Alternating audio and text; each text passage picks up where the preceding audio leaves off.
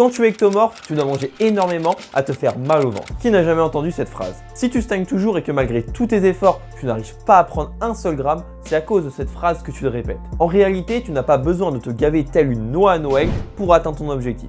Ou du moins, pas comme tu le penses. Et avec ces 3 conseils que je vais te partager, les choses vont se faire dans l'aisance. Et reste bien jusqu'à la fin parce que le dernier conseil est sous-estimé, mais pourtant le plus important. Pour t'illustrer mes propos, laisse-moi te présenter l'histoire de Samy. Alors c'est qui Samy? C'est tout simplement un de mes élèves. Un ectomorphe comme on les aime. Je dirais qu'on ne peut pas faire plus d'ailleurs. Sur l'échelle ectomorphiale, il serait vraiment sur l'extrême. Avant de commencer avec moi, il était à peu près à 50 kg pour 7 à 8% de masse grasse. Il a donc commencé la musculation tout simplement pour prendre du poids, pour sentir mieux dans son corps, avoir plus de confiance en lui. Niveau entraînement, il a donc essayé plusieurs méthodes d'entraînement, il a essayé les programmes personnalisés et ça n'a pas fonctionné. En plus, à côté, l'alimentation ne suivait pas. Et on sait très bien que quand on est ectomorphe, c'est vraiment ultra important. Une fois qu'il s'est rendu compte de ça, il a testé de nouvelles méthodes, cette fois dans l'alimentation. Des méthodes à tel point de se péter le bide et avoir hyper mal lorsqu'il sortait d'un repas. Avec ça, il se sentait démotivé, du coup il y avait des périodes où il arrêtait et on sait très bien que quand on est ectomorphe et on n'est pas régulier, on perd très rapidement du poids.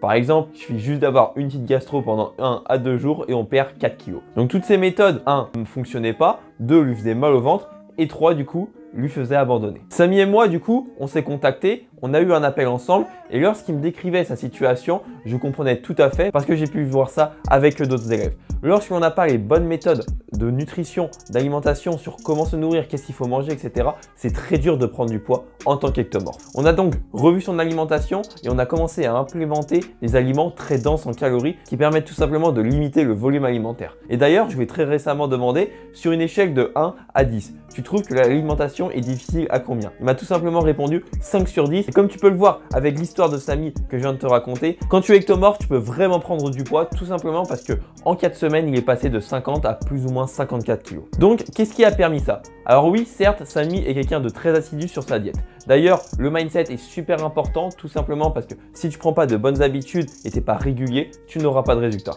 Et ça vaut dans tous les domaines. Mais d'un point de vue plus technique, qu'est-ce qui a fait qu'on a réussi à prendre du poids aussi rapidement? Le premier conseil que je vais te donner, c'est tout simplement le choix des aliments. On va s'arrêter une seconde et réfléchir. Par exemple, si tu prends 1,5 kg de légumes par jour, tu vas remplir ton estomac avec des choses qui ne dépassent même pas les 50 calories pour 100 grammes. Et beaucoup font l'erreur, pas forcément avec les légumes, mais de se lancer avec des aliments très peu caloriques, comme les poissons blancs ou les viandes blanches. Alors oui, ils sont très intéressants dans une alimentation, il faut surtout pas les bannir, parce qu'en plus, ils apportent énormément de protéines pour 100 grammes. Mais ce que je suis en train de dire, c'est qu'il ne faut pas que manger ce genre de choses. Maintenant, quand on réfléchit et qu'on applique une logique, les aliments magiques pour une prise de masse et donc pour une personne qui est ectomorphe, ce sont tout simplement les aliments très denses en calories. Les aliments très denses en calories, c'est minimum 300 à 350 kcal pour 100 grammes. C'est tout simplement pour ça que, par exemple, le beurre de cacahuète est très intéressant parce qu'il est à peu près à 600 calories pour 100 grammes. Maintenant, prenons l'exemple de Jérémy qui mange 150 grammes de dinde, plus 200 grammes de riz cuit, plus une pomme de 200 grammes. À côté, on a Samy qui va manger 150 grammes de saumon gras, avec 200 grammes de riz, plus 2 tartines de pain de mie, soit 80 grammes, avec 30 grammes de beurre cacahuète. Samy mange moins, mais a beaucoup plus de calories que Jérémy. Alors bien sûr, dans ces exemples, j'ai volontairement pas mis de légumes, mais bien sûr, il faut en ajouter. D'ailleurs, on verra ça tout à l'heure. Donc le fait que Samy a plus de calories et mange moins, ça va lui permettre de ménager son estomac ou alors de pouvoir manger plus. Maintenant, il y a une grosse problématique qui est qu'on ne peut pas manger n'importe quoi sous prétexte qu'on doit avoir des calories et qu'on est ectomorphe. Surtout pas. Il nous faut absolument avoir un bon nombre de macronutriments, c'est-à-dire les protéines, les glucides et les lipides. Et pas manger que des plats gras préparés où il y a beaucoup de lipides parce qu'on va se dire ouais, les lipides c'est très gras, ça apporte plus de calories que les protéines et les glucides, donc je mange que ça. Non, non, non, pas du tout. C'est pour cette raison que dans un premier temps, il va falloir bien déterminer combien tu as besoin de protéines, de glucides et de lipides.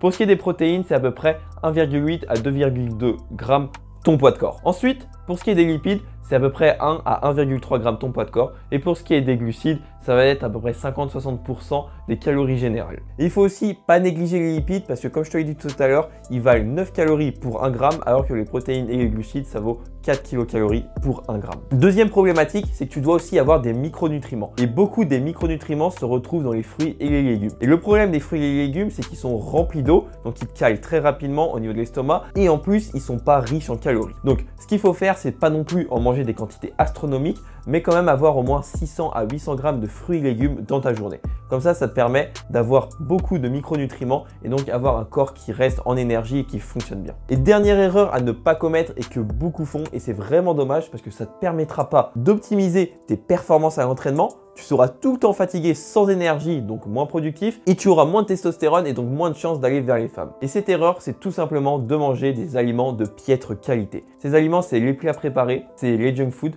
mais aussi les viandes de mauvaise qualité, par exemple, qui viennent de Roumanie. Aujourd'hui, on vit dans une société où on veut tout de suite des résultats, on veut que ce soit rapide.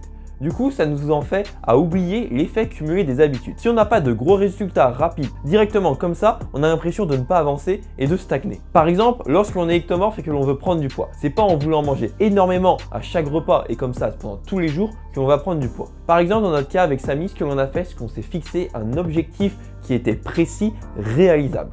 Il faut bien que ce soit réalisable parce que sinon tu vas pas mettre en place les bonnes actions. Tu vas soit vouloir rusher et quand tu rushes, tu fais en fait ce que je viens de te décrire plus haut, ou si tu mets un objectif trop bas, tu vas atteindre un objectif qui est trop bas. Ce qu'on a fait, c'est donc qu'on s'est fixé 10 kg en 90 jours. Ça fait plus ou moins 3 à 4 kg par mois. Avec ça, on a vraiment une base précise pour pouvoir avancer par la suite. Ensuite, on met en place une méthode qui va permettre d'atteindre l'objectif de manière, on va dire, pas lente ni trop rapide, mais d'une manière moyenne. Tout simplement parce que ça en revient à l'effet cumulé des habitudes, c'est-à-dire que l'on prend à peu près 700 grammes à 1 kg par semaine et donc on y va doucement comme ça et sur un mois ça fait 4 kg. Alors que si on veut se précipiter et prendre 4 kg en une semaine, ça va être impossible. Et donc j'appelle ça l'effet cumulé des petits grammes pris chaque semaine et des kilos pris chaque mois. Alors ce troisième conseil a vraiment été un game changer pour lui. La mentalité de vouloir sprinter s'applique également au sein d'une même journée. Lorsque l'on est ectomorphe et que l'on quitte un repas et on n'a pas le bide pété, on se dit tout simplement que c'est pas normal, qu'il y a un truc qui va pas et que comme on a une morphologie comme ça, on doit avoir cette sensation d'avoir le bide qui explose. Je te le dis tout de suite, c'est complètement faux. Il faut absolument que tu anéantisses cette pensée, d'autant plus que lorsque tu vas te dire ça, avant d'aborder un repas, tu auras tout le temps la flemme parce que tu te dis « Oh non, je vais devoir finir le repas avec une douleur » et donc tu vas associer manger avec la douleur. Et c'est vraiment pas l'objectif. Ce qui vaut, c'est des émotions positives envers l'alimentation. Comme avec l'effet cumulé qu'on a vu tout à l'heure, là ce que tu vas faire, c'est que tu vas atteindre ton objectif calorique de la journée, mais dans l'aisance avec des petits pas. Ça veut dire que tu vas en fait répartir plusieurs petits repas dans la journée et pas manger comme un gros bourrin comme ça et ne plus avoir faim pendant 5 jours. Après, je sais très bien que ça va dépendre de certaines personnes. Certaines personnes vont très bien réussir avec 4 repas, mais par exemple dans le cas de Samy, le fait d'avoir ajouté 6 repas, ça lui a vraiment débloqué quelque chose. Les repas où tu peux manger, ça peut être par exemple le matin. Ensuite, ça peut être une collation vers les 10 h. Après, tu vas manger à midi. Après, tu vas prendre peut-être une collation vers 15 h, reprendre quelque chose vers 17-18 h. Ensuite, tu vas manger le soir vers 20 h et après vers 22 h. Bien sûr, je te dis pas de manger à toutes les heures que je te dis là, mais en prendre certaines pour essayer d'avoir 4 à 6 repas. Et je sais très bien que tout le monde a une vie différente, mais généralement, il y a toujours moyen de se prendre 10 minutes et manger quelque chose de très rapide. Par exemple, tu as juste à prendre 50 grammes de noix de cajou, 300 calories, ça te prend à peine 10 minutes à manger. Tu dois sentir que ce que tu fais, certes, te demande des efforts parce qu'on n'a rien sans rien, mais aussi tu dois ressentir que tu suis un processus qui facilite les choses et donc qui te permet d'atteindre ton objectif beaucoup plus dans l'aisance. Je t'ai donné ces 3 conseils et en tant qu'ectomorphe, tu vas prendre du poids à coup sûr. Mais si tu veux aller plus loin, tu peux retrouver ma vidéo des 5 étapes pour une prise de masse réussie. Avec ça, tu auras un programme spécial ectomorphe pour prendre tes 10 kg en 90 jours.